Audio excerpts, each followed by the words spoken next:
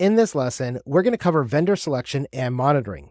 Now, in the modern business landscape, selecting the right vendor and ensuring their consistent alignment with your organization's objectives is truly paramount. This is a process that demands not just strategic foresight, but also an ongoing commitment to oversight.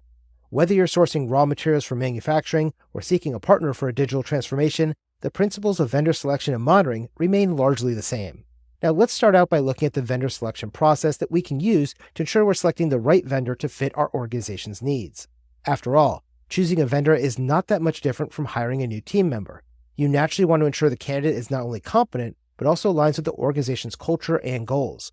And this is where the concept of due diligence comes into play.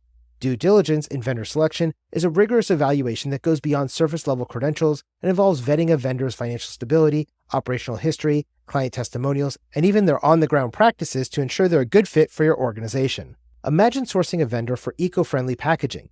While conducting due diligence, you want to make sure you're not just checking their certification, but you also want to understand their waste management practices, material sourcing policies, and their overall impact on the environment, because that would affect their eco-friendliness or sustainability too. Now, as we dive deeper into due diligence, we must also be on the lookout for any conflicts of interest. A conflict of interest is going to arise when personal or financial relationships could potentially cloud the judgment of those involved in vendor selection. Suppose a key decision maker in the organization has a personal tie with the vendor you're considering. That relationship could, inadvertently or otherwise, bias their recommendations during the vendor selection process.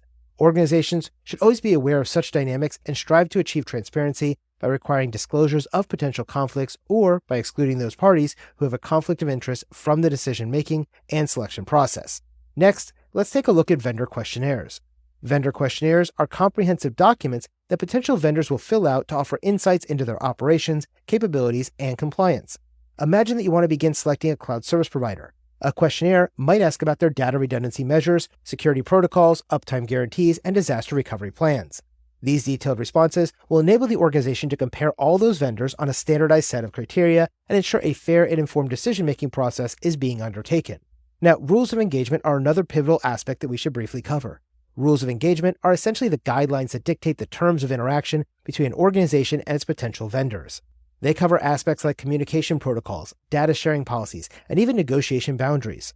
For instance, when evaluating a software development firm, the rules might specify the confidentiality of a shared project details and the permissible depth of technical evaluation.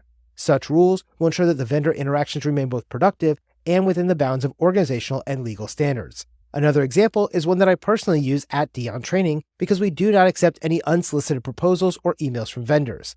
If a web developer, for example, sends us a proposal or email without us requesting it, we will simply delete it or we'll mark it as spam and move on. Our philosophy is that if we're looking for a vendor or supplier for a given project, we're going to post an announcement or we're going to post a request for proposal, and that is the only time we want to receive bids or proposals from a vendor. Otherwise, we're not in the market for a vendor, and the web developer who is cold emailing us is really wasting their time and ours, so we're just going to block them and move on. Now, let's assume you found the perfect vendor and you've made your selection. Your work is not done yet, though, because you still need to conduct continuous monitoring of that vendor to ensure that they are consistently meeting your organization's expectations.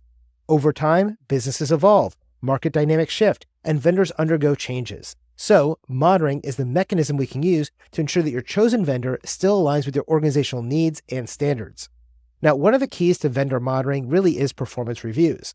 These periodic evaluations allow vendors' deliverables to be assessed against the agreed-upon standards and objectives that you've outlined in your contract. Taking the earlier example of eco-friendly packaging vendors, we might have a performance review to analyze the quality of the packaging materials, as well as their adherence to delivery timelines and the environmental impact that's being measured over a given period of time. Feedback loops are another potent tool that's going to be used in vendor monitoring. Feedback loops involve two-way communication channels where both the organization and the vendor can share feedback with each other.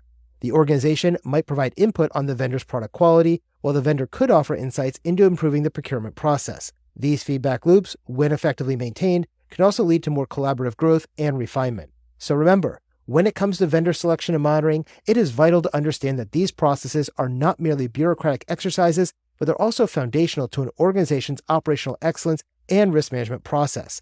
Selecting the right vendor can increase the security of your organization, while selecting a bad vendor can become a huge operational bottleneck or security risk for the organization. Like all valuable relationships, the organization and vendor do create a bond that does require continuous nurturing, evaluation, and adaptation over time. In the modern interconnected world of business, it is not enough to simply choose the right partner, but you also need to grow and adapt with them as your organization continues to grow over time.